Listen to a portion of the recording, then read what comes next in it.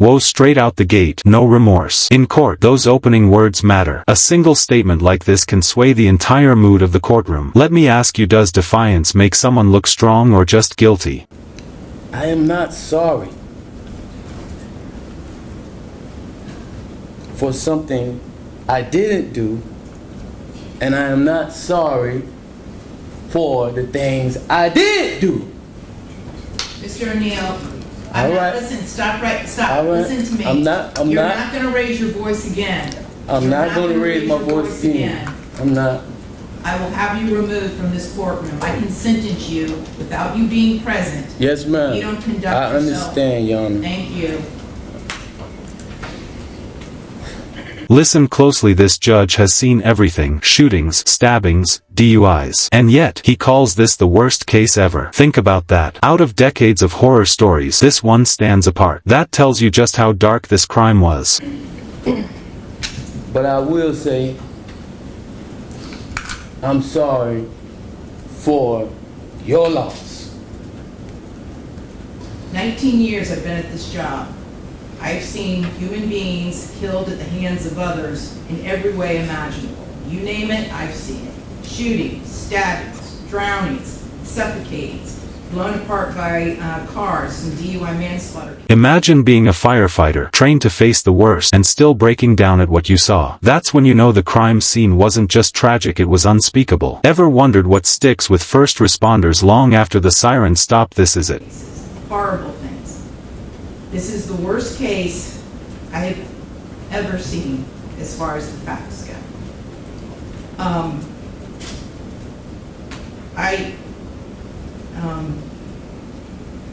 When the person from fire department, when he testified, and when he said that he retrieved the body of Ronivia O'Neill from the home, and all he could do was sob. It took every ounce I had not to start sobbing too. Because there is no way any person with any feeling could have witnessed or seen the photos of what occurred that night and not be haunted for the rest of your life. I know I will be. For the rest of my life, I'll be haunted by what I saw as far as the evidence and just the abject cruelty of it all. The abject cruelty. And I was aware, because I reviewed a lot of the discovery ahead of time, as you well know, did a lot of in-camera inspection of a lot of documents.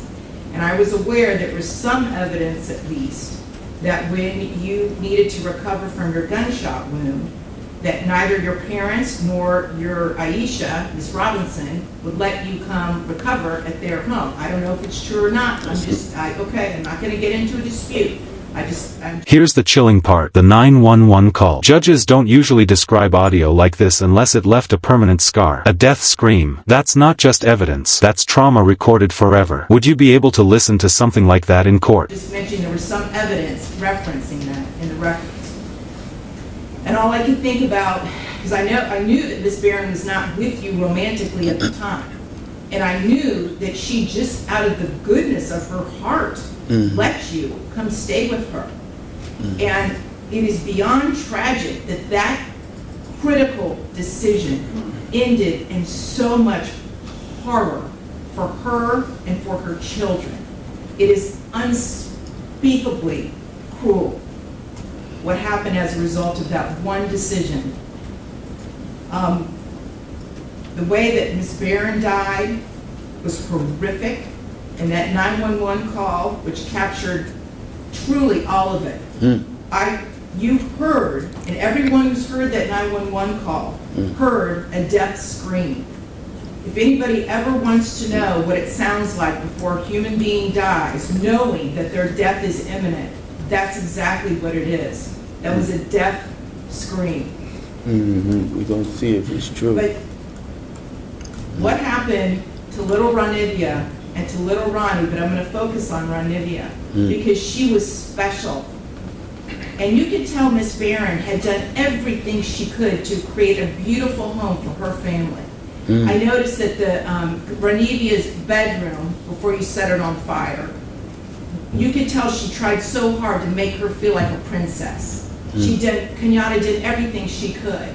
And I noticed too in the kitchen, on the refrigerator, she put up magnets that said Faith. This here is brutal. The child's tears, the betrayal by her own parent, it's almost unbearable to hear. But that's the reality of family homicide cases. The person meant to protect you becomes the very source of your terror. This moment right here. Love, family, hope. And then you know what else happened to that refrigerator during that night? It got splattered with blood all over it due to what happened. Little Ronivia, she couldn't scream, she couldn't run away, and she witnessed what you did to her mother as far as shooting her mother in the arm with the gunshot. She knew. And the horror that that child suffered. And she already had a life where she was born with challenges regarding her physical and her mental disabilities. But the pain and suffering that she suffered that night at your hands. And the judge closes with something rare, almost spiritual, calling the victim one of the bravest souls he's ever known. In court, that's not just sentencing, it's memorializing. It's making sure the child's courage is remembered longer than the defendant's cruelty. Unspeakable. Absolutely unspeakable. And at the moment, that first time you struck her with that hatchet, and little Ronnie testified that all he could see was tears coming out of his sister's face. At that moment, that child knew. She knew she was being betrayed in the cruelest, most tragic and sorrowful way that a child could ever be betrayed. She was being betrayed by her parent, the one person that should be there to protect their children and love them and keep them from harm. And that was the last thing that child felt before she passed on from this earth, was your utter, cruel betrayal to her. And I read somewhere, and I don't know if it's true or not, I have no idea, but I read somewhere that souls pick their lives, and that they know exactly how difficult their lives are going to be before they enter into this world. And I don't know if that's true or not, but if it is, Ronivia O'Neal is one of the bravest souls I have ever come across in my 54 years on this planet. One of the bravest ever, ever. Because she suffered so traumatically.